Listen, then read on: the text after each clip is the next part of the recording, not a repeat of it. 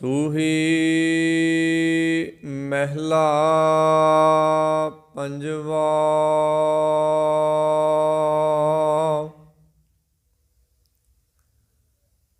ਜਬ ਕਛ ਨਾ ਸੀਓ ਤਬ ਕਿਆ ਕਰਤਾ।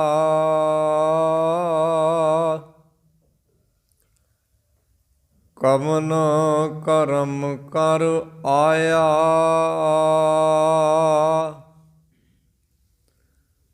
ਆਪਣਾ ਖੇਲ ਆਪ ਕਰ ਦੇਖੈ।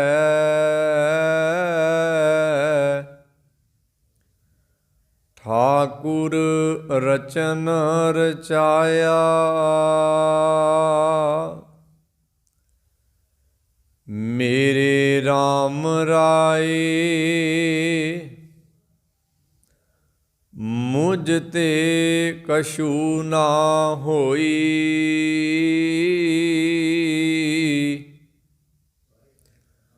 ਆਪੇ ਕਰਤਾ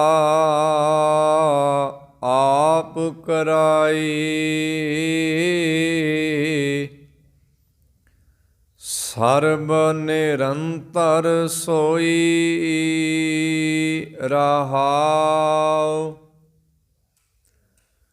ਗਣਤੀ ਗਣੀ ਨਾ ਛੂਟੈ ਕਤਹੂ। ਕਾਚੀ ਦੇ ਇਆਣੀ।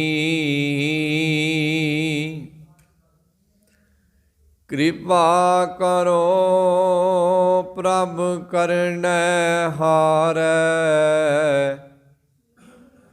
ਤੇਰੀ ਬਖਸ਼ ਨਿਰਾਲੀ। ਜੀ ਜੰਤ ਸਭ ਤੇਰੇ ਕੀਤੇ।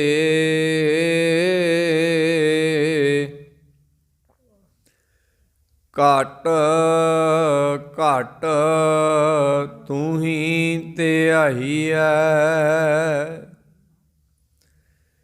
ਤੇਰੀ ਗਤ ਮਿਤ ਤੂੰ ਹੈ ਜਾਣੈ।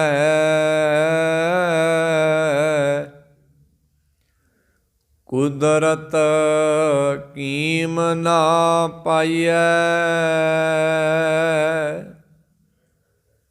ਨਿਰਗੁਣ ਮੁਗਧ ਅਜਾਣ ਅਗਿਆਨੀ।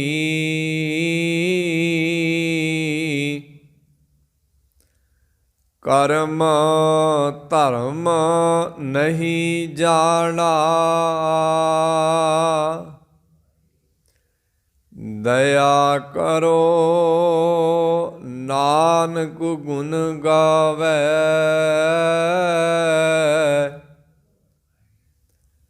ਮਿੱਠਾ ਲੱਗੈ ਤੇਰਾ ਭਾਣਾ।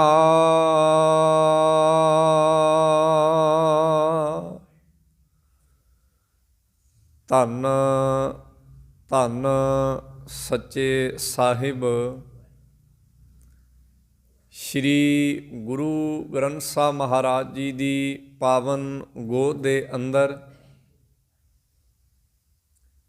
ਸਵੇਰ ਵੇਲੇ ਦੀ ਸਭਾ ਦਾ ਆਨੰਦ ਮਾਣ ਰਹੇ ਗੁਰੂ ਖਾਲਸਾ ਜੀ। ਆਪ ਜੀ ਨੇ ਅੱਜ ਜਿਸ ਸ਼ਬਦ ਦਾ ਪਾਠ ਸ਼ਰਵਣ ਕੀਤਾ ਹੈ, ਇਹ ਸ਼ਬਦ ਗੁਰੂ ਗ੍ਰੰਥ ਸਾਹਿਬ ਮਹਾਰਾਜ ਜੀ ਦੇ ਪਾਵਨ ਅੰਗ 748 ਤੇ ਰਾਗ ਸੂਹੀ ਦੇ ਅੰਦਰ ਸ਼੍ਰੀ ਗੁਰੂ ਅਰਜਨ ਸਾਹਿਬ ਜੀ ਦਾ ਉਚਾਰਨ ਕੀਤਾ ਹੋਇਆ ਦਰਜ ਹੈ। ਇਸ ਸਮੁੱਚੇ ਸ਼ਬਦ ਦੇ ਅੰਦਰ ਗੁਰੂ ਅਰਜਨ ਸਾਹਿਬ ਸੱਚੇ ਪਾਤਸ਼ਾਹ ਮਹਾਰਾਜ ਨੇ ਗੁਰਮਤ ਦੇ ਇੱਕ ਮਹੱਤਵਪੂਰਨ ਵਿਸ਼ੇ ਉੱਪਰ ਸਾਡਾ ਧਿਆਨ ਕੇਂਦਰਿਤ ਕੀਤਾ ਹੈ। ਉਹ ਇਹ ਵਿਚਾਰ ਹੈ ਕਿ ਇਹ ਸਮੁੱਚੀ ਖਲਕਤ ਪਰਮਾਤਮਾ ਦੇ ਰਚਾਏ ਹੋਏ ਹੁਕਮ ਦੇ ਅਧੀਨ ਚੱਲ ਰਹੀ ਹੈ। ਜਾਂ ਆਪਾਂ ਇਉਂ ਵੀ ਕਹਿ ਸਕਦੇ ਹਾਂ ਕਿ ਸਮੁੱਚਾ ਸੰਸਾਰ ਰੱਬ ਦੀ ਰਜ਼ਾ ਦੇ ਅੰਦਰ ਕਾਰਜ ਕਰ ਰਿਹਾ ਹੈ। ਇੱਥੇ ਕੋਈ ਬਾਂਹ ਖੜੀ ਕਰਕੇ ਇਹ ਗੱਲ ਨਹੀਂ ਕਹਿ ਸਕਦਾ ਕਿ ਇਹ ਕਾਰਜ ਮੈਂ ਕੀਤਾ ਹੈ।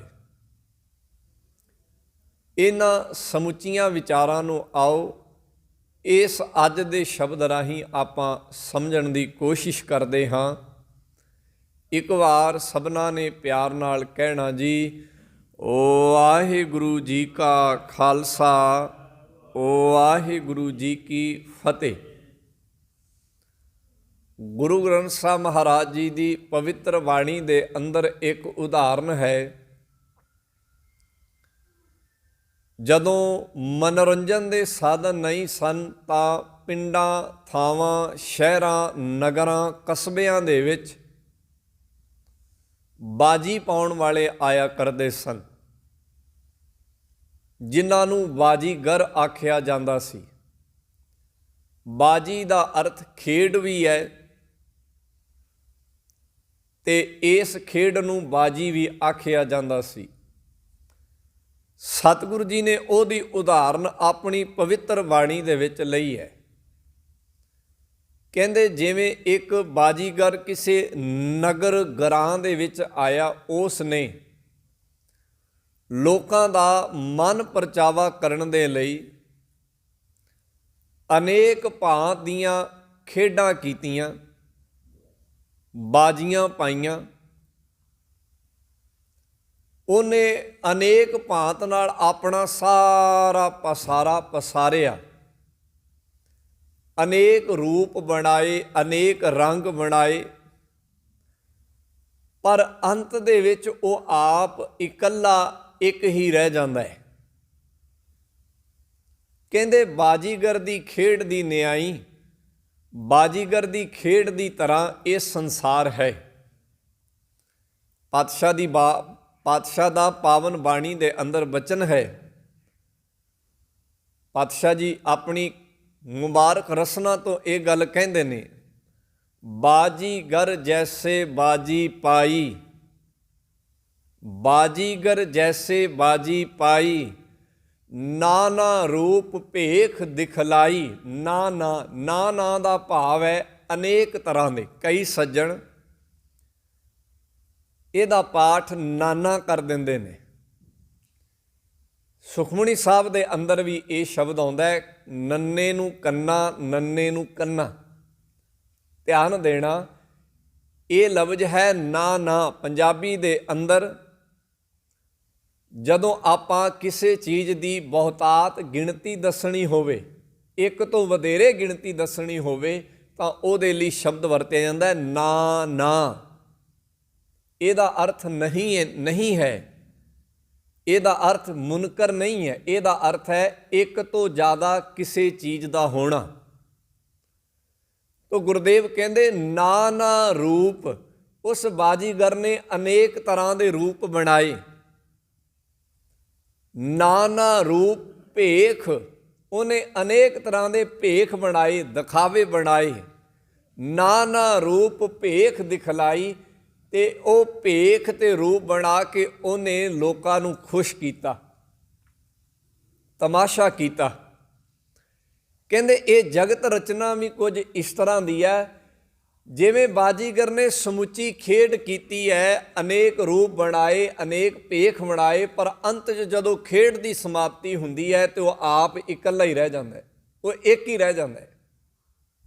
ਬਾਕੀ ਰੂਪ ਤੇ ਭੇਖ ਸਾਰੇ ਦੇ ਸਾਰੇ ਮਨਫੀ ਹੋ ਜਾਂਦੇ ਨੇ।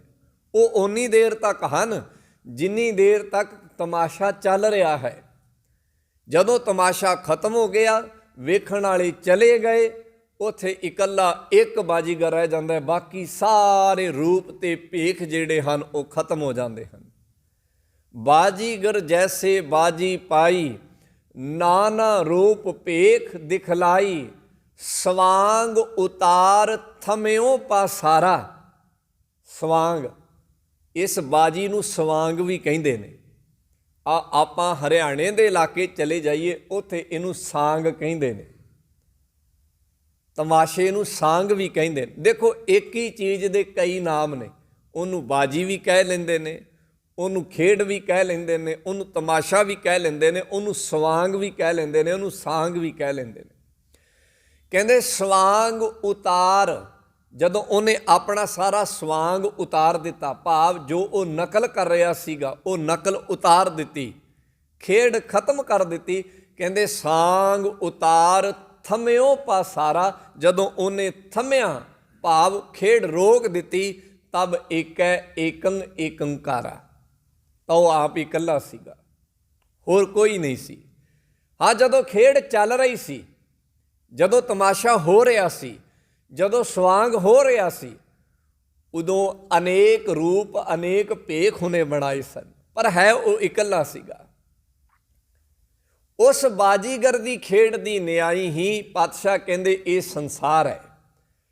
ਵੇਖਣ ਨੂੰ ਲੱਗਦਾ ਇੱਥੇ ਅਨੇਕ ਰੂਪਾਂ ਦੇ, ਅਨੇਕ ਰੰਗਾਂ ਦੇ, ਅਨੇਕ ਭੇਖਾਂ ਦੇ ਲੋਕ ਕੰਮ ਕਰ ਰਹੇ ਨੇ, ਤੇ ਆਪਾਂ ਨੂੰ ਇਉਂ ਲੱਗਦਾ ਕਿ ਕੋਈ ਆਹ ਕੰਮ ਕਰ ਰਿਹਾ, ਕੋਈ ਇਹ ਕੰਮ ਕਰ ਰਿਹਾ, ਕੋਈ ਉਹ ਕੰਮ ਕਰ ਰਿਹਾ।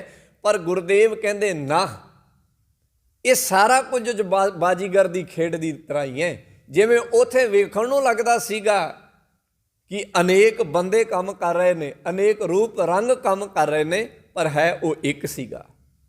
ਸਵਾਂਗ ਉਤਾਰ ਥੰਮਿਓ ਪਾਸਾਰਾ, ਤਬ ਏਕੈ ਏਕੰ ਏਕੰਕਾਰ, ਇੱਕ ਹੀ ਹੈ। ਸੋ ਇਹ ਗੁਰਮਤ ਦਾ ਮੁੱਢਲਾ ਅਸੂਲ ਹੈ। ਗੁਰਮਤ ਇਹ ਕਹਿੰਦੀ ਹੈ ਕਿ ਇੱਕ ਵਾਹਿਗੁਰੂ ਤੋਂ ਬਿਨਾਂ ਨਾ ਕੋਈ ਕਰਤਾ ਤੇ ਨਾ ਹੀ ਕੋਈ ਕਰ ਸਕਦਾ। ਗੁਰਮਤ ਦਾ ਇਹ ਮੁੱਢਲਾ ਅਸੂਲ ਹੈ। ਗੁਰਮਤ ਇਸ ਨੂੰ ਮੰਨ ਕੇ ਚੱਲਦੀ। ਹਾਂ, ਕੋਈ ਬੰਦਾ ਨਹੀਂ ਮੰਨਦਾ, ਉਹ ਵੱਖਰੀ ਗੱਲ ਹੈ, ਪਰ ਇਹ ਗੁਰਮਤ ਦਾ ਮੁੱਢਲਾ ਅਸੂਲ ਹੈ। ਗੁਰਮਤ ਦਾ ਮੰਨਣਾ ਇਹ ਹੈ, ਗੁਰਬਾਣੀ ਦਾ ਮੰਨਣਾ ਇਹ ਹੈ, ਬਾਬੇ ਨਾਨਕ ਦੇ ਘਰ ਦਾ ਇਹ ਦ੍ਰਿੜ ਵਿਸ਼ਵਾਸ ਹੈ ਕਿ ਇਸ ਕੁਦਰਤ ਦਾ ਕੱਲਾ ਕੱਲਾ ਕਰਮ ਉਸ ਕਰਤੇ ਦੀ ਰਜ਼ਾ ਦੇ ਵਿੱਚ ਹੈ, ਉਸ ਕਰਤੇ ਦੇ ਹੁਕਮ ਦੇ ਵਿੱਚ ਹੈ। ਇਸੇ ਗੱਲ ਦਾ ਜ਼ਿਕਰ ਅੱਜ ਦੇ ਸ਼ਬਦ 'ਚ ਆਇਆ। ਰਹਾਉ ਦੇ ਬੰਦ ਅੰਦਰ ਗੁਰੂ ਅਰਜਨ ਸਾਹਿਬ ਕਹਿੰਦੇ ਨੇ ਮੇਰੇ ਰਾਮ ਰਾਏ, ਹੇ ਮੇਰੇ ਰਾਮ ਰਾਏ। ਰਾਏ ਦਾ ਅਰਥ ਆਪਾਂ ਪਹਿਲਾਂ ਵੀ ਕੀਤਾ ਸੀ, ਪਾਤਸ਼ਾਹ। ਰਾਏ ਪਾਤਸ਼ਾਹ ਨੂੰ ਕਹਿੰਦੇ ਨੇ, ਰਾਜੇ ਨੂੰ ਕਹਿੰਦੇ ਨੇ। ਜਿਵੇਂ ਆਪਾਂ ਗੁਰੂ ਨਾਨਕ ਸਾਹਿਬ ਜੀ ਦੇ ਅਨੰਨ ਸਿੱਖ ਰਾਏ ਬੁਲਾਰ ਦਾ ਜ਼ਿਕਰ ਕਰਦੇ ਆ। ਰਾਏ ਦਾ ਅਰਥ ਹੈ ਰਾਜਾ। ਕਈਆਂ ਦੇ ਨਾਵਾਂ ਨਾਲ ਰਾਏ ਸ਼ਬਦ ਤਖੱਲਸ ਵਜੋਂ ਲੱਗਦਾ, ਉਹਦਾ ਅਰਥ ਹੁੰਦਾ ਰਾਜਾ। ਮੇਰੇ ਰਾਮ ਰਾਏ, ਹੇ ਮੇਰੇ ਰਮੇ ਹੋਏ ਰਾਜਾ ਪਰਮਾਤਮਾ, ਪਾਤਸ਼ਾਹ ਪਰਮਾਤਮਾ, ਤੇਰੇ ਅੱਗੇ ਮੇਰੀ ਇਹ ਬੇਨਤੀ ਹੈ, ਤੇਰੇ ਅੱਗੇ ਮੇਰੀ ਇਹ ਅਰਜ਼ ਹੈ ਕਿ ਮੁਝ ਤੇ ਕਛੂ ਨਾ ਹੋਈ, ਮੇਰੇ ਕੋਲੋਂ ਕੁਛ ਨਹੀਂ ਹੋ ਸਕਦਾ। ਇਹਨੂੰ ਕਹਿੰਦੇ ਨੇ ਆਤਮ ਸਮਰਪਣ ਕਰਨਾ। ਹਾਲਾਂਕਿ ਦੁਨੀਆ ਦੇ ਜਿੰਨੇ ਵੀ ਕਾਰਜ ਹੋ ਰਹੇ ਨੇ, ਬੰਦਾ ਕਹਿੰਦਾ ਮੈਂ ਕੀਤਾ। ਹਾਲਾਂਕਿ ਬਾਣੀ ਦੇ ਵਿੱਚ ਇਹਦਾ ਜ਼ਿਕਰ ਕੁਝ ਇਸ ਤਰ੍ਹਾਂ ਵੀ ਹੈ, ਕਹਿੰਦੇ ਜੇ ਚੰਗਾ ਹੋ ਜਾਏ ਤੇ ਬੰਦਾ ਕੀਤਾ ਮੈਂ ਕੀਤਾ, ਜੇ ਮਾੜਾ ਹੋ ਜਾਏ ਤੇ ਕਹਿੰਦੇ ਪ੍ਰਮਾਤਮਾ ਤੂੰ ਕੀਤਾ। ਪਰ ਸਤਿਗੁਰੂ ਗੁਰੂ ਗ੍ਰੰਥ ਸਾਹਿਬ ਮਹਾਰਾਜ ਅਤੇ ਗੁਰਮਤਿ ਇਹ ਕਹਿੰਦੀ ਹੈ ਜੋ ਕੁਝ ਵੀ ਹੋ ਰਿਹਾ ਹੈ ਉਹ ਕਰਤੇ ਦੀ ਰਜ਼ਾ ਵਿੱਚ ਹੋ ਰਿਹਾ ਹੈ, ਮੇਰੇ ਕੋਲੋਂ ਕੁਛ ਨਹੀਂ ਹੋ ਸਕਦਾ। ਮੇਰੇ ਰਾਮ ਰਾਏ ਮੁਝ ਤੇ ਕਛੂ ਨਾ ਹੋਈ, ਮੇਰੇ ਕੋਲੋਂ ਕੁਛ ਨਹੀਂ ਹੋ ਸਕਦਾ। ਮੇਰਾ ਇੰਨਾ ਤਾਣ ਨਹੀਂ, ਮੇਰੇ ਅੰਦਰ ਇੰਨਾ ਬਲ ਨਹੀਂ ਕਿ ਮੈਂ ਆਪਣੇ ਆਪ ਕੁਝ ਕਰ ਸਕਾਂ ਜਾਂ ਮੇਰੇ ਦੁਆਰਾ ਕੀਤਾ ਕੁਝ ਹੋ ਸਕੇ। ਇਹ ਜੋ ਕੁਝ ਹੋ ਰਿਹਾ ਹੈ ਇਹ ਤੇਰੇ ਤਾਣ ਤੇ ਤੇਰੇ ਬਲ ਤੇ ਤੇਰੀ ਰਜ਼ਾ 'ਚ ਹੋ ਰਿਹਾ। ਇਹ ਗੁਰਮਤਿ ਦਾ ਅਟੁੱਟ ਵਿਸ਼ਵਾਸ ਹੈ, ਇਹ ਗੁਰਮਤਿ ਦਾ ਅਟੁੱਟ ਯਕੀਨ ਹੈ। ਪਾਤਸ਼ਾਹ ਜ਼ਿਕਰ ਕਰਦੇ ਆਪੇ ਕਰਤਾ ਆਪ ਕਰਾਏ, ਸਰਬ ਨਿਰੰਤਰ ਸੋਈ। ਸਰਬ ਨਿਰੰਤਰ, ਸਰਬ ਦਾ ਭਾਵ ਹੈ ਸਾਰਿਆਂ ਦੇ ਵਿੱਚ, ਨਿਰੰਤਰ ਦਾ ਭਾਵ ਹੈ ਬਿਨਾਂ ਕਿਸੇ ਅੰਤਰ ਤੋਂ। ਕਹਿੰਦੇ ਪਰਮਾਤਮਾ ਸਾਰਿਆਂ ਦੇ ਵਿੱਚ ਬਿਨਾਂ ਕਿਸੇ ਅੰਤਰ ਤੋਂ ਵਸਿਆ ਹੋਇਆ ਹੈ। ਇੱਥੇ ਇੱਕ ਗੱਲ ਸਮਝ ਲਿਓ, ਬੰਦਾ ਪਰਮਾਤਮਾ ਤੋਂ ਦੂਰ ਹੈ, ਪਰਮਾਤਮਾ ਬੰਦੇ ਤੋਂ ਦੂਰ ਨਹੀਂ ਹੈ। ਇਹ ਗੁਰਮਤਿ ਦਾ ਅਟੁੱਟ ਵਿਸ਼ਵਾਸ ਹੈ, ਯਕੀਨ ਹੈ। ਫਿਰ ਸਮਝੋ ਇਸ ਨੁਕਤੇ ਨੂੰ। ਅਸੀਂ ਬਹੁਤੀ ਵਾਰੀ ਇਹੀ ਗੱਲ ਕਹਿੰਦੇ ਹਾਂ ਕਿ ਰੱਬ ਸਾਡੇ ਤੋਂ ਬੜੀ ਦੂਰ ਹੈ। ਬਹੁਤਿਆਂ ਬੰਦਿਆਂ ਦੀ ਇਹੀ ਵਿਚਾਰ ਹੈ, ਇਹੀ ਮੰਨਣਾ ਹੈ ਕਿ ਖੁਦਾ ਸਾਡੇ ਤੋਂ ਬੜੀ ਦੂਰ ਹੈ। ਪਰ ਗੁਰਮਤਿ ਇਹ ਕਹਿੰਦੀ ਹੈ ਰੱਬ ਤੇਰੇ ਤੋਂ ਦੂਰ ਨਹੀਂ ਹੈ, ਤੂੰ ਰੱਬ ਤੋਂ ਦੂਰ ਹੈ। ਇਹ ਦੋਵਾਂ ਗੱਲਾਂ 'ਚ ਬੜਾ ਫਰਕ ਹੈ, ਕਹਿਣ ਵਿੱਚ ਵੀ ਤੇ ਮੰਨਣ 'ਚ ਵੀ। ਇਹ ਕਹਿਣਾ ਕਿ ਰੱਬ ਮੇਰੇ ਤੋਂ ਬੜੀ ਦੂਰ ਹੈ, ਇਹਦਾ ਮਤਲਬ ਇਹ ਹੈ ਕਿ ਉਹ ਮੇਰੇ ਤੋਂ ਕਿਤੇ ਦੂਰ ਚਲਾ ਗਿਆ, ਉਹ ਮੇਰੇ ਤੋਂ ਦੁਰਾਡੇ ਹੈ। ਪਰ ਨਹੀਂ, ਗੁਰਮਤਿ ਕਹਿੰਦੀ ਇਹ ਗਲਤ ਹੈ, ਇਹ ਵਿਚਾਰ ਬਿਲਕੁਲ ਗਲਤ ਹੈ। ਜਿੱਥੇ ਗੁਰੂ ਸਾਹਿਬ ਜੀ ਨੇ ਰੱਬ ਦੀ ਬੰਦੇ ਦੇ ਨਾਲ ਮਿਲਾਪ ਦੀ ਜਾਂ ਹੋਂਦ ਦੀ ਗੱਲ ਕੀਤੀ ਆ, ਉੱਥੇ ਇਹੀ ਕਿਹਾ ਹੈ ਕਿ ਉਹ ਤੇ ਇਹਦੇ ਅੰਦਰ ਹੈ, ਇਹਦੇ ਬਹੁਤ ਨਜ਼ਦੀਕ ਹੈ। ਭਾਵ ਜਿੱਥੇ ਇਹ ਗੱਲ ਕਹੀ ਹੈ ਗੁਰਮਤਿ ਦੇ ਅੰਦਰ ਕਿ ਰੱਬ ਬੰਦੇ ਦੇ ਕਿੰਨਾ ਕੁ ਨੇੜੇ ਹੈ, ਉੱਥੇ ਇਹ ਕਿਹਾ ਕਿ ਇਹਦੇ ਬਹੁਤ ਨੇੜੇ। ਇੱਥੋਂ ਤੱਕ ਹੈ ਕਿ ਇਹਦੇ ਅੰਦਰ ਹੈ, ਇੱਥੋਂ ਤੱਕ ਹੈ ਕਿ ਇਹਦੇ ਹੱਥ ਤੋਂ ਵੀ ਨੇੜੇ ਹੈ। ਮੈਂ ਸਾਰੇ ਸ਼ਬਦ ਤੁਹਾਡੇ ਸਾਹਮਣੇ ਰੱਖ ਦਿੰਦਾ। ਪਹਿਲਾ ਸ਼ਬਦ ਹੈ ਗੁਰੂ ਤੇਗ ਬਹਾਦਰ ਮਹਾਰਾਜ ਜੀ ਦਾ। ਉਹ ਕਹਿੰਦੇ ਨੇ, ਕਾਹੇ ਰੇ ਨਰ ਬਨ ਖੋਜਨ ਜਾਈ, ਸਰਬ ਨਿਵਾਸੀ ਸਦਾ ਅਲੇਪਾ, ਤੋਹੀ ਸੰਗ ਸਮਾਈ। ਤੇਰੇ ਵਿੱਚ ਹੀ ਹੈ। ਕਿਵੇਂ? ਪੋਹ ਪੁਮਦ ਜਿਉਂ ਬਾਸ ਬਸਤ ਹੈ, ਜਿਵੇਂ ਫੁੱਲ ਦੇ ਵਿੱਚ ਸੁਗੰਧੀ ਹੈ। ਮੁਕਰ ਮਾਹੇ ਜੈਸੇ ਸ਼ਾਈ, ਜਿਵੇਂ ਸ਼ੀਸ਼ੇ ਦੇ ਵਿੱਚ ਪਰਛਾਈ ਹੈ। ਤੈਸੇ ਹੀ ਹਰ ਬਸੈ ਨਿਰੰਤਰ, ਘਟ ਹੀ ਖੋਜੋ ਭਾਈ। ਉਹ ਨਿਰੰਤਰ ਹੈ, ਬਿਨਾਂ ਕਿਸੇ ਅੰਤਰ ਤੋਂ, ਸਾਰਿਆਂ ਦੇ ਵਿੱਚ।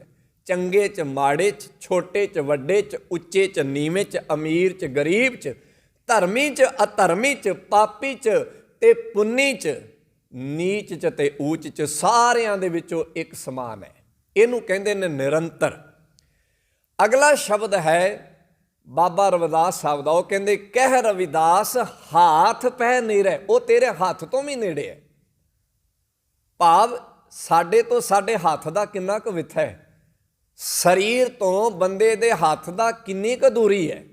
ਕੋਈ ਦੂਰੀ ਨਹੀਂ ਹੈ, ਉਹਦੇ ਸਰੀਰ ਦੇ ਨਾਲ ਜੁੜਿਆ। ਇੱਕ ਸਮਝਾਉਣ ਦਾ ਢੰਗ ਹੈ। ਸੋ ਮੁੱਖ ਦੀ ਗੱਲ ਜਿਹੜੀ ਮੈਂ ਸਾਂਝੀ ਕਰ ਰਿਹਾ ਸਾਂ, ਗੁਰਮਤਿ ਕਹਿੰਦੀ ਹੈ ਰੱਬ ਬੰਦੇ ਤੋਂ ਦੂਰ ਨਹੀਂ ਹੈ, ਬੰਦਾ ਰੱਬ ਤੋਂ ਦੂਰ ਹੈ। ਤੇ ਦੂਰੀ ਕਿਵੇਂ ਦੀ ਹੈ? ਕਿਰਤ ਕਰਮ ਕੇ ਵਿਛੜੇ, ਕਰ ਕਿਰਪਾ ਮੇਲੋ ਰਾਮ। ਅਸੀਂ ਕਰਮਾਂ ਕਰਕੇ ਉਹਦੇ ਤੋਂ ਦੂਰ ਹਾਂ। ਕਰਮ ਕਿਹਦੇ ਤੇ ਨਿਰਭਰ ਕਰਦੇ ਨੇ? ਸਾਡੇ ਸੁਭਾਅ ਤੇ। ਜਿਵੇਂ ਦਾ ਸਾਡਾ ਸੁਭਾਅ ਹੈ ਅਸੀਂ ਉਵੇਂ ਦੇ ਕਰਮ ਕਰਦੇ ਹਾਂ। ਤੇ ਸੁਭਾਅ ਕਿਹਦੇ ਤੇ ਡਿਪੈਂਡ ਕਰਦਾ ਹੈ? ਕਿਹਤੇ ਨਿਰਭਰ ਕਰਦਾ ਹੈ? ਸਾਡੀ ਮੱਤ ਤੇ। ਮੱਤ ਕਿਹਤੇ ਡਿਪੈਂਡ ਕਰਦੀ ਹੈ? ਸੰਗਤ ਤੇ। ਸੋ ਸਾਰੀ ਗੱਲ ਸੰਗਤ ਤੋਂ, ਮਾਹੌਲ ਤੋਂ ਸ਼ੁਰੂ ਹੁੰਦੀ ਹੈ। ਜਿਹੋ ਜਿਹੇ ਮਾਹੌਲ 'ਚ ਤੁਸੀਂ ਰਹਿੰਦੇ ਹੋ ਉਵੇਂ ਦੀ ਤੁਹਾਡੀ ਮੱਤ ਘੜੀ ਜਾਂਦੀ ਹੈ। ਜਿਵੇਂ ਦੀ ਤੁਹਾਡੀ ਮੱਤ ਘੜੀ ਜਾਂਦੀ ਹੈ ਉਵੇਂ ਦਾ ਤੁਹਾਡਾ ਸੁਭਾਅ ਬਣ ਜਾਂਦਾ ਹੈ। ਤੇ ਜਿਵੇਂ ਦਾ ਤੁਹਾਡਾ ਸੁਭਾਅ ਹੁੰਦਾ ਹੈ ਉਵੇਂ ਦੇ ਤੁਸੀਂ ਕਰਮ ਕਰਦੇ ਹੋ। ਇਹਦਾ ਮਤਲਬ ਮਾਹੌਲ ਨਿਰਭਰ ਦੱਸਦਾ ਹੈ ਕਿ ਤੁਸੀਂ ਨੇੜੇ ਹੋ ਕਿ ਦੂਰ ਹੋ।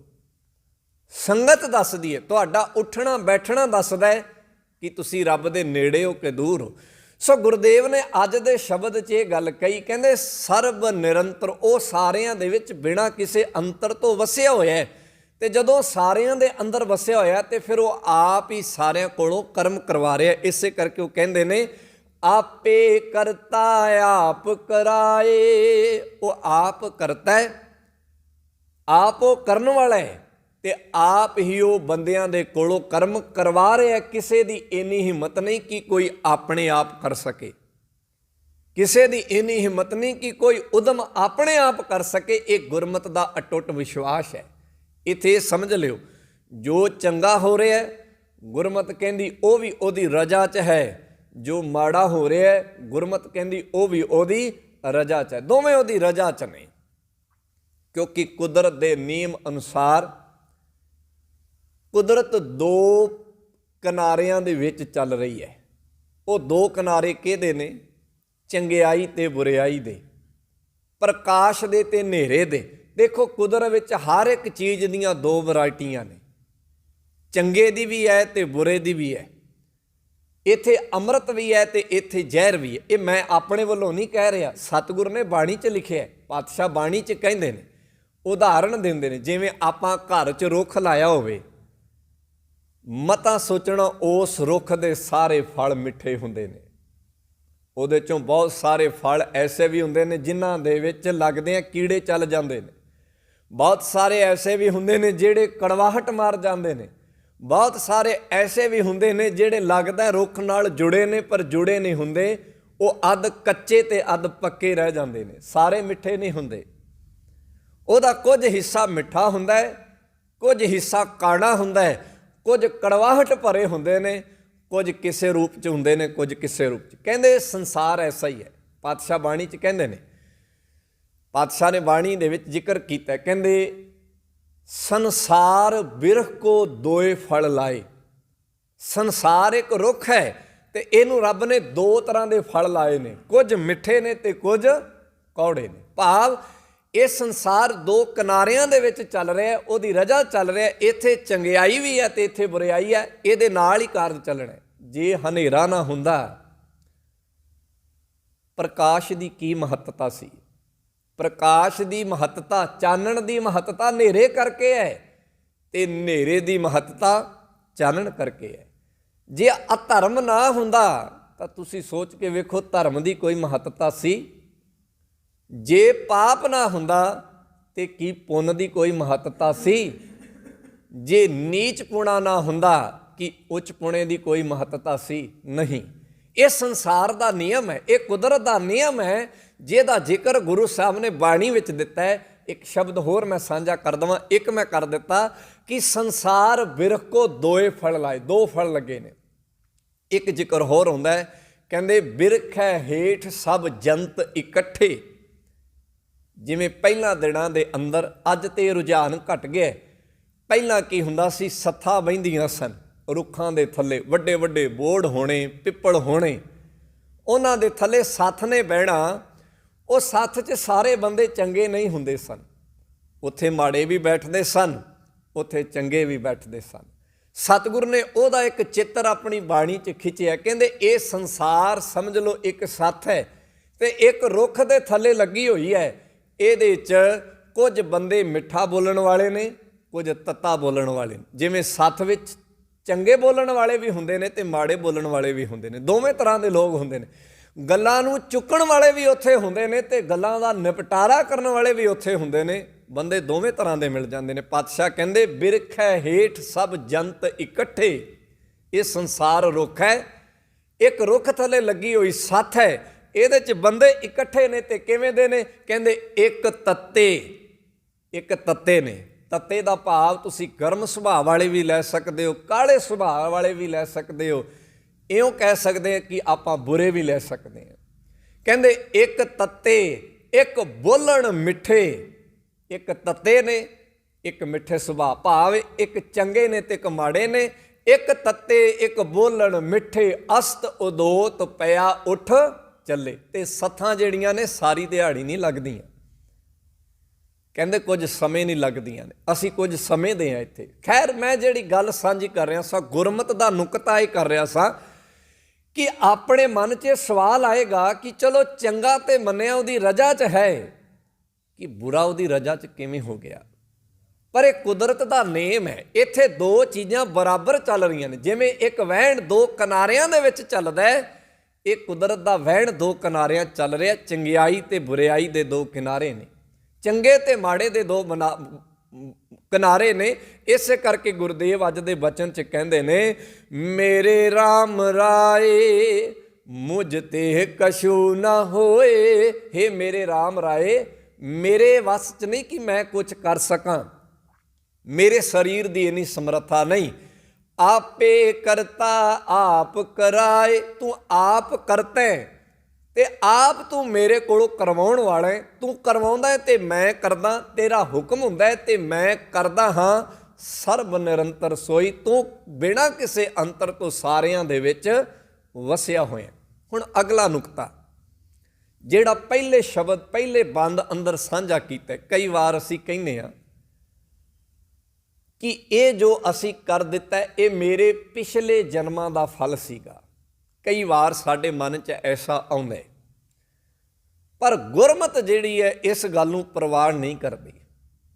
ਗੁਰਮਤ ਨੇ ਅੱਜ ਦੇ ਸ਼ਬਦ ਅੰਦਰ ਤੇ ਬਾਣੀ ਦੇ ਹੋਰ ਬਹੁਤ ਸਾਰੇ ਸ਼ਬਦਾਂ ਦੇ ਅੰਦਰ ਇਸ ਗੱਲ ਦਾ ਜ਼ਿਕਰ ਕੀਤਾ ਹੈ। ਗੁਰਮਤ ਕਹਿੰਦੀ ਹੈ ਇੱਕ ਜਨਮ ਦੇ ਵਿੱਚ ਉਸ ਜਨਮ ਦੇ ਹੀ ਕਰਮ ਹਨ। ਗੁਰਮਤ ਉਸ ਨੂੰ ਪਿਛਲੇ ਨਾਲ ਨਹੀਂ ਜੋੜਦੀ ਹੈ। ਇੱਥੇ ਇਸ ਗੱਲ ਨੂੰ ਸਮਝਿਓ, ਇੱਕ ਜਨਮ ਹੋਇਆ, ਇੱਕ ਜੂਨ ਸਾਨੂੰ ਮਿਲੀ, ਇੱਕ ਮਨੁੱਖ ਦੀ ਜੂਨ ਸਾਨੂੰ ਮਿਲੀ। ਉਸ ਜਨਮ 'ਚ ਜੋ ਅਸੀਂ ਕੀਤਾ ਉਹ ਉਸੇ ਦੇ ਹੀ ਕਰਮ ਹਨ, ਉਸ ਤੋਂ ਪਿਛਲੇ ਦੇ ਨਹੀਂ। ਇਸੇ ਕਰਕੇ ਅੱਜ ਦੇ ਸ਼ਬਦ 'ਚ ਇੱਕ ਜ਼ਿਕਰ ਆਇਆ, ਕਹਿੰਦੇ ਜਬ ਕਛ ਨਾ ਸੀਓ, ਕਹਿੰਦੇ ਜਦੋਂ ਕੁਛ ਵੀ ਨਹੀਂ ਸੀਗਾ। ਬਾਣੀ 'ਚ ਜ਼ਿਕਰ ਹੈ ਨਾ, ਕਹਿੰਦੇ ਇੱਕ ਸਮਾਂ ਐਸਾ ਸੀ ਜਦੋਂ ਨਾ ਧਰਤੀ ਸੀ, ਨਾ ਆਕਾਸ਼ ਸੀ, ਨਾ ਆਕਾਸ਼ ਦੇ ਵਿੱਚ ਚੰਦਰਮਾ ਸੀ, ਨਾ ਸੂਰਜ ਸੀ, ਨਾ ਤਾਰੇ ਸਨ, ਕੁਝ ਨਹੀਂ ਸੀਗਾ। ਨਾ ਧਰਤੀ ਸੀ, ਨਾ ਧਰਤੀ ਤੇ ਪਾਣੀ ਸੀ, ਨਾ ਧਰਤੀ ਤੇ ਰੁੱਖ ਸਨ, ਨਾ ਜੀ ਜੰਤ ਸਨ, ਕੁਛ ਵੀ ਨਹੀਂ ਸਨ। ਇਹ ਮੈਂ ਨਹੀਂ ਕਹਿ ਰਿਹਾ, ਇਹ ਗੁਰੂ ਗ੍ਰੰਥ ਸਾਹਿਬ ਦੀ ਬਾਣੀ 'ਚ ਜ਼ਿਕਰ ਹੈ। ਧਰਨ ਨਾ ਗਗਨਾ ਹੁਕਮ ਅਪਾਰਾ, ਜਿਹਨੂੰ ਬਾਣੀ ਦੇ ਵਿੱਚ ਆਖਿਆ ਹੈ ਅਰਬਦ ਨਰਬਦ ਧੁੰਦੂ ਘਾਰਾ। ਇਸ ਉਹ ਜਿਹੜੀ ਅਵਸਥਾ ਹੈ ਨਾ, ਉਹ ਹਾਲ ਜਦੋਂ ਨਾ ਆਕਾਸ਼ ਸੀਗਾ, ਨਾ ਧਰਤੀ ਸੀ, ਨਾ ਸੂਰਜ ਸੀ, ਨਾ ਚੰਦਰਮਾ ਸੀ, ਨਾ ਪੌਣ ਸੀ, ਨਾ ਪਾਣੀ ਸੀ, ਨਾ ਅੱਗ ਸੀ, ਕੁਝ ਨਹੀਂ ਸੀਗਾ। ਉਸ ਅਵਸਥਾ ਨੂੰ ਗੁਰਬਾਣੀ ਨੇ ਆਖਿਆ ਅਰਬਦ ਨਰਬਦ ਧੁੰਦੂ ਘਾਰਾ। ਉਹਨੂੰ ਗੁਰਬਾਣੀ ਨੇ ਆਖਿਆ ਉਦੋਂ ਧੁੰਦੂ ਘਾਰਾ ਸੀ। ਧੁੰਦੂ ਘਾਰਾ ਦਾ ਮਤਲਬ ਤੁਸੀਂ ਸਮਝ ਸਕਦੇ ਹੋ।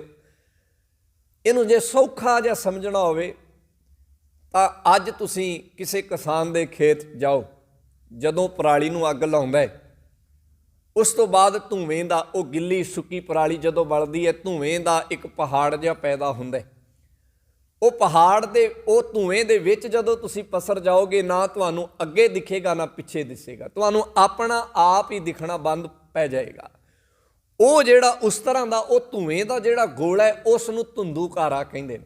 ਕਹਿੰਦੇ ਉਹ ਸਮਾਂ ਐਸਾ ਸੀ, ਉਦੋਂ ਕੁਛ ਨਹੀਂ ਸੀ, ਉਦੋਂ ਸਭ ਕੇਵਲ ਧੁੰਦੂ ਘਾਰਾ ਸੀ, ਉਦੋਂ ਕੇਵਲ ਉਹ ਧੂਏਂ ਦੇ ਪਹਾੜ ਵਰਗਾ ਇਹ ਸੰਸਾਰ ਸੀਗਾ।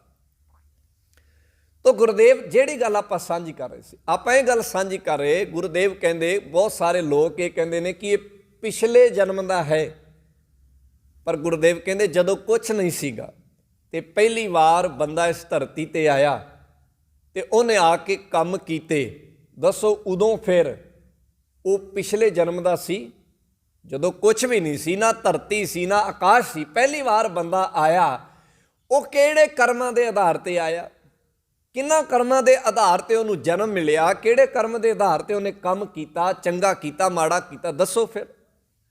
ਇਸੇ ਕਰਕੇ ਗੁਰਦੇਵ ਨੇ ਇੱਥੇ ਕਿਹਾ, ਕਹਿੰਦੇ ਜਬ ਕਛ ਨਾ ਸੀਓ, ਜਦੋਂ ਕੁਛ ਵੀ ਨਹੀਂ ਸੀਗਾ, ਫਿਰ ਕੀ ਹੈ, ਕਹਿੰਦੇ ਤਬ ਕਿਆ ਕਰਤਾ, ਉਦੋਂ ਕੀ ਕਰਦਾ ਸੀਗਾ, ਉਦੋਂ ਕਿਹੜਾ ਕਰਮ ਕਰਦਾ ਸੀਗਾ। ਕਹਿੰਦੇ ਕਵਣ ਕਰਮ ਕਰ ਆਇਆ, ਤੇ ਕਿਹੜੇ ਕਰਮ ਕਰਕੇ ਤੂੰ ਇਸ ਧਰਤੀ ਤੇ ਆਇਆ ਸੀਗਾ। ਤੂੰ ਕਹਿੰਦਾ ਕਿ ਇਹ ਜਨਮ ਤੈਨੂੰ ਪਿਛਲੇ ਕਰਮਾਂ ਕਰਕੇ ਮਿਲਿਆ ਹੈ, ਨਹੀਂ, ਇਹ ਗਲਤ ਹੈ। ਇਸ ਗੱਲ ਨੂੰ ਥੋੜਾ ਜਿਹਾ ਆਪਣੇ ਸੁਰਤ ਵਿੱਚੋਂ ਸਹੀ ਕਰ ਲਿਓ। ਇਹ ਜਨਮ ਪਿਛਲੇ ਕਰਮਾਂ ਦਾ ਨਤੀਜਾ ਨਹੀਂ ਹੈ, ਗੁਰਮਤਿ ਇਹਨੂੰ ਨਹੀਂ ਮੰਨਦੀ। ਇਹ ਜਨਮ ਨੂੰ ਗੁਰੂ ਸਾਹਿਬ ਨੇ ਰੱਬ ਦੀ ਬਖਸ਼ਿਸ਼ ਕਿਹਾ ਹੈ, ਕਰਮਾਂ ਦਾ ਨਤੀਜਾ ਨਹੀਂ ਕਿਹਾ ਹੈ। ਦੋ ਗੱਲਾਂ 'ਚ ਬੜਾ ਫਰਕ ਹੈ। ਕਰਮਾਂ ਦਾ ਨਤੀਜਾ ਭਾਵ ਜਾਂ ਤੇ ਰੱਬ ਨੇ ਤੁਹਾਨੂੰ ਕਿਸੇ ਕਰਮ ਕਰਕੇ ਉਹਦਾ ਲਾਭ ਦਿੱਤਾ ਹੈ, ਤੇ ਜਾਂ ਕਿਸੇ ਕਰਮ ਕਰਕੇ ਨੁਕਸਾਨ ਦਿੱਤਾ ਹੈ, ਨਹੀਂ। ਇਹਦਾ ਮਤਲਬ ਹੈ ਜੇ ਕੋਈ ਕੁੱਤਾ ਹੈ, ਉਹ ਕੁੱਤੇ ਦੀ ਜੂਨ 'ਚ ਹੈ, ਤੇ ਇਹਦਾ ਮਤਲਬ ਸਾਡੀ ਨਿਗਾਹ ਦੇ ਵਿੱਚ ਉਹ ਮਾੜੀ ਜੂਨ ਹੈ, ਤੇ ਉਹ ਰੱਬ ਦੀ ਕੀ ਕੋਈ ਗਲਤੀ ਹੈ? ਨਹੀਂ। ਕੁਦਰਤ ਦੀ ਹਰ ਇੱਕ ਚੀਜ਼ ਜਿਹੜੀ ਹੈ ਆਪਣੇ ਥਾਂ ਤੇ ਪੂਰੀ ਹੈ, ਗੁਰਮਤਿ ਦਾ ਮੰਨਣਾ ਹੈ। ਕਹਿੰਦੇ ਪੂਰੇ ਕਾ ਕੀਆ ਸਭ ਕਿਛ ਪੂਰਾ, ਵੱਧ ਘੱਟ ਕਿਛ ਨਹੀਂ। ਜੇ ਉਹਨੇ ਕੀੜੀ ਬਣਾਈ ਹੈ ਨਾ ਤਾਂ ਉਹ ਵੀ ਪੂਰੀ ਹੈ, ਉਹ ਕਿਸੇ ਪਿਛਲੇ ਕਰਮਾਂ ਦਾ ਨਤੀਜਾ ਨਹੀਂ। ਜੇ ਉਸਨੇ ਗਲੀ ਦੀ ਨਾਲੀ ਦੇ ਵਿੱਚ ਕੀੜਾ ਪੈਦਾ ਕੀਤਾ ਹੈ ਤੇ ਮਤਾ ਸੋਚਣਾ ਉਹ ਨਾਲੀ ਦਾ ਕੀੜਾ ਕਿਸੇ ਪਿਛਲੇ ਜਨਮਾਂ ਦੇ ਕਰਮਾਂ ਦਾ ਫਲ ਹੈ, ਨਹੀਂ। ਉਹਦੀ ਲੋੜ ਹੈ ਉੱਥੇ। ਇਸ ਗੱਲ ਨੂੰ ਥੋੜਾ ਜਿਹਾ ਗੁਰਮਤ ਵਿੱਚੋਂ ਅਸੀਂ ਸਹੀ ਕਰੀਏ। ਗੁਰਮਤ ਕਹਿੰਦੀ ਆ ਪੂਰੇ ਕਾ ਕੀਆ ਸਭ ਕੁਛ ਪੂਰਾ, ਉਹਦਾ ਪੈਦਾ ਕੀਤਾ ਸਭ ਕੁਛ ਪੂਰਾ ਹੈ। ਪਰ ਸਾਡੀ ਨਿਗਾਹ ਦੇ ਵਿੱਚ ਜੇ ਅਸੀਂ ਕਿਸੇ ਜਾਨਵਰ ਨੂੰ ਵੇਖਦੇ ਹਾਂ ਤੇ ਅਸੀਂ ਕਹਿੰਦੇ ਹਾਂ ਇਹਦੇ ਨਾਲ ਤੇ ਰੱਬ ਨੇ ਬੜੀ ਮਾੜੀ ਕੀਤੀ ਹੈ, ਕਿਹੋ ਜਿਹੀ ਜੂਨ ਦਿੱਤੀ ਇਹਨੂੰ। ਜੇ ਅਸੀਂ ਕਿਸੇ ਕੀੜੇ ਨੂੰ ਦੇਖਦੇ ਹਾਂ ਤੇ ਤਾਂ ਕਹਿੰਦੇ ਹਾਂ ਇਹ ਸਾਡੀਆਂ ਗਲਤ ਫਹਿਮੀਆਂ ਨੇ। ਨਹੀਂ, ਗੁਰੂਦੇਵ ਬਾਣੀ 'ਚ ਕਹਿੰਦੇ ਨੇ ਭਾਈ ਇਹ ਪਿਛਲੇ ਕਰਮਾਂ ਦਾ ਨਤੀਜਾ ਨਹੀਂ, ਇਹ ਤੇ ਰੱਬ ਦੀ ਬਖਸ਼ਿਸ਼ ਹੈ। ਉਹਨੇ ਕੁਦਰਤ ਵਿੱਚ ਜਿਸ ਚੀਜ਼ ਦੀ ਲੋੜ ਮਹਿਸੂਸ ਕੀਤੀ ਹੈ ਉਸ ਨੂੰ ਕੁਦਰਤ ਵਿੱਚ ਉੱਥੇ ਪੈਦਾ ਕਰ ਦਿੱਤਾ ਹੈ, ਉੱਥੇ ਪੈਦਾ ਕਰ ਦਿੱਤਾ ਹੈ। ਆ ਪਹਿਲਾਂ ਪਿੰਡਾਂ ਥਾਵਾਂ 'ਤੇ ਅਸੀਂ ਗੋਹੇ ਨੂੰ ਇਕੱਠਾ ਕਰ ਦਿੰਦੇ ਸਾਂ। ਉਸ ਗੋਹੇ ਨੂੰ ਜਦੋਂ ਇਕੱਠਾ ਕਰ ਦਿੱਤਾ ਜਾਂਦਾ ਸੀ ਉਹ ਗੋਹਾ ਖਾਦ ਵਿੱਚ ਤਾਂ ਹੀ ਬਦਲਦਾ ਸੀ ਜੇ ਉਹਦੇ ਅੰਦਰ ਕੀੜੇ ਪੈਦਾ ਹੋਣ। ਇਹਦਾ ਮਤਲਬ ਉਹਦੀ ਉੱਥੇ ਲੋੜ ਸੀ। ਖਾਦ ਦੀ ਲੋੜ ਹੈ ਜ਼ਮੀਨ ਵਾਸਤੇ, ਜ਼ਮੀਨ ਉਪਜਾਊ ਹੋਊਗੀ ਤੇ ਉਪਜਾਊ ਜ਼ਮੀਨ ਦੀ ਲੋੜ ਕਾਹਦੇ ਵਾਸਤੇ ਹੈ?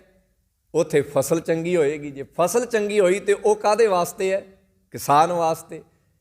ਤੇ ਕਿਸਾਨ ਉਹਨੂੰ ਕਿੱਥੇ ਲੈ ਕੇ ਜਾਏਗਾ? ਪਬਲਿਕ 'ਚ ਲੈ ਕੇ ਜਾਏਗਾ, ਲੋਕਾਂ ਵਾਸਤੇ ਚੰਗਾ ਅਨਾਜ ਆਏਗਾ, ਲੋਕ ਚੰਗਾ ਖਾਣਗੇ, ਸਿਹਤ ਚੰਗੀ ਹੋਏਗੀ।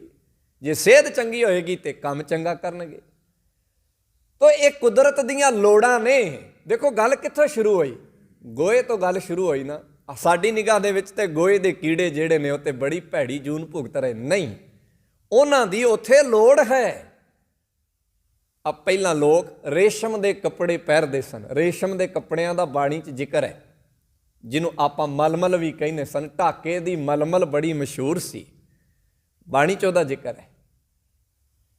ਹੁਣ ਉਹ ਰੇਸ਼ਮ ਦੇ ਕੀੜੇ ਸਾਡੇ ਲਈ ਹੋ ਸਕਦਾ ਉਹ ਬੜੇ ਜਿਹੜੇ ਨੇ ਭੈੜੀ ਜੂਨ ਭੁਗਤ ਰਹੇ ਨੇ, ਨਹੀਂ। ਪਰ ਜਿਨ੍ਹਾਂ ਨੇ ਕਦੀ ਰੇਸ਼ਮ ਦੇ ਕੱਪੜੇ ਪਾਏ ਉਹਨਾਂ ਕੋਲ ਪੁੱਛ ਕੇ ਵੇਖੋ, ਉਹਦੀ ਲੋੜ ਹੈ, ਉਹਦੀ ਲੋੜ ਹੈ। ਖੈਰ, ਮੈਂ ਜਿਹੜੀ ਗੱਲ ਦਾ ਜ਼ਿਕਰ ਕਰ ਰਿਹਾ ਸਾਂ, ਅਸੀਂ ਆਪਣੀ ਸੁਰਤ 'ਚੋਂ ਗੁਰੂ ਦੇ ਸ਼ਬਦ ਰਾਹੀਂ ਇਸ ਗੱਲ ਨੂੰ ਸਹੀ ਕਰ ਲਈਏ ਕਿ ਕੁਦਰਤ ਦੀ ਕੋਈ ਵੀ ਚੀਜ਼ ਜੋ ਕੁਦਰਤ 'ਚ ਪੈਦਾ ਹੋਈ ਹੈ ਉਹ ਪਿਛਲੇ ਜਨਮਾਂ ਦਾ ਕਰਮਾਂ ਦਾ ਨਤੀਜਾ ਨਹੀਂ, ਉਹਦੀ ਇੱਥੇ ਲੋੜ ਸੀ। ਇਸੇ ਕਰਕੇ ਵਾਹਿਗੁਰੂ ਨੇ ਬਖਸ਼ਿਸ਼ ਕਰਕੇ ਉਹਨੂੰ ਪੈਦਾ ਕੀਤਾ ਹੈ। ਆਪਾਂ ਰੋਜ਼ ਪੜ੍ਹਦੇ ਹਾਂ ਰਾਤੀ, ਰੁੱਤੀ, ਥਿੱਤੀ, ਵਾਰ, ਪੌਣ, ਪਾਣੀ, ਅਗਨੀ, ਪਾਤਾਲ, ਇਹਨਾਂ ਸਾਰੀਆਂ ਚੀਜ਼ਾਂ ਦੀ ਲੋੜ ਸੀ। ਇਸ ਵਿੱਚ ਧਰਤੀ ਥਾਪ ਰੱਖੀ ਧਰਮਸਾਲ। ਧਰਤੀ ਤੇ ਇਹਨਾਂ ਸਾਰੀਆਂ ਚੀਜ਼ਾਂ ਦੀ ਲੋੜ ਸੀ। ਇਹ ਪਿਛਲੇ ਕਰਮਾਂ ਦਾ ਕੋਈ ਨਤੀਜਾ ਨਹੀਂ ਹੈ। ਸੋ ਗੁਰਦੇਵ ਕਹਿੰਦੇ ਜਬ ਕਛ ਨਾ ਸੀਓ, ਜਦੋਂ ਕੁਛ ਵੀ ਨਹੀਂ ਸੀ, ਤਬ ਕਿਆ ਕਰਤਾ। ਦੱਸ ਉਦੋਂ ਕੀ ਕਰਦਾ ਸੀ, ਕਿਹੜਾ ਕੰਮ ਕਰਦਾ ਸੀ? ਉਦੋਂ ਨਾ ਧਰਤੀ ਸੀ ਨਾ ਆਕਾਸ਼ ਸੀ, ਤੂੰ ਕਿਹੜਾ ਕੰਮ ਕੀਤਾ ਹੈ? ਕਵਨ ਕਰਮ ਕਰ ਆਇਆ। ਦੱਸ ਤੂੰ ਕਿਹੜੇ ਕਰਮ ਕਰਕੇ ਆਏ? ਨਹੀਂ, ਤੂੰ ਪਿੱਛੇ ਕੋਈ ਕਰਮ ਨਹੀਂ ਕੀਤਾ। ਇਹ ਵਾਹਿਗੁਰੂ ਨੇ ਤਰੁੱਠ ਕੇ ਤੈਨੂੰ ਜੀਵਨ ਦਿੱਤਾ ਹੈ। ਇਸੇ ਕਰਕੇ ਗੁਰਦੇਵ ਅੱਜ ਦੇ ਸ਼ਬਦ ਅੰਦਰ ਆਖਦੇ ਨੇ, ਆਪਣਾ ਖੇਲ ਆਪ ਕਰ ਦੇਖੈ, ਠਾਕੁਰ ਰਚਨ ਰਚਾਇਆ। ਠਾਕੁਰ ਨੇ ਇਹ ਰਚਨਾ ਰਚੀ ਹੈ, ਇਹ ਸੰਸਾਰ ਬਣਾਇਆ ਤੇ ਉਹ ਆਪ ਇਸ ਖੇਲ ਨੂੰ ਬਣਾਉਣ ਵਾਲਾ ਹੈ ਤੇ ਆਪ ਹੀ ਇਸ ਖੇਡ ਨੂੰ ਖਿਡਾਉਣ ਵਾਲਾ ਹੈ। ਉਹਨੇ ਖਿਡਾਰੀ ਵੀ ਆਪ ਪੈਦਾ ਕੀਤੇ ਨੇ ਤੇ ਉਹਨਾਂ ਨੂੰ ਖਿਡਾਉਣ ਵਾਲਾ ਵੀ ਉਹ ਆਪ ਹੀ ਹੈ। ਪਾਤਸ਼ਾਹ ਜੀ ਦੂਸਰੇ ਬੰਦ ਵਿੱਚ ਜ਼ਿਕਰ ਕਰਦੇ ਨੇ, ਕਹਿੰਦੇ ਜੇ ਬੰਦਿਆ ਤੂੰ ਇਹ ਸੋਚੇ ਕਿ ਕਰਮਾਂ ਕਰਕੇ ਤੂੰ ਚੰਗੇ ਕਰਮ ਕਰਕੇ ਛੁੱਟ ਜਾਏਗਾ, ਇਹ ਤੇਰੀ ਗਲਤ ਫਹਿਮੀ ਹੈ, ਇਹ ਤੇਰੀ ਗਲਤ ਫਹਿਮੀ ਹੈ। ਇਸੇ ਕਰਕੇ ਵੇਖੋ ਅਗਲੇ ਬੰਦ ਅੰਦਰ ਜ਼ਿਕਰ ਕੀਤਾ ਹੈ, ਕਹਿੰਦੇ ਤੇਰੀ ਜਿਹੜੀ ਮੁਕਤੀ ਹੈ ਉਹਦੀ ਬਖਸ਼ਿਸ਼ ਦੁਆਰਾ ਤੇ ਹੋ ਸਕਦੀ ਹੈ। ਜੇ ਤੂੰ ਕਵੇਂ ਕਿ ਮੈਂ ਇੰਨੇ ਕੁ ਚੰਗੇ ਕੰਮ ਕਰ ਦੇਵਾਂਗਾ ਮੈਂ ਮੁਕਤ ਹੋ ਜਾਵਾਂਗਾ, ਪਾਤਸ਼ਾਹ ਕਹਿੰਦੇ ਤੇਰੀ ਗਲਤ ਫਹਿਮੀ ਹੈ।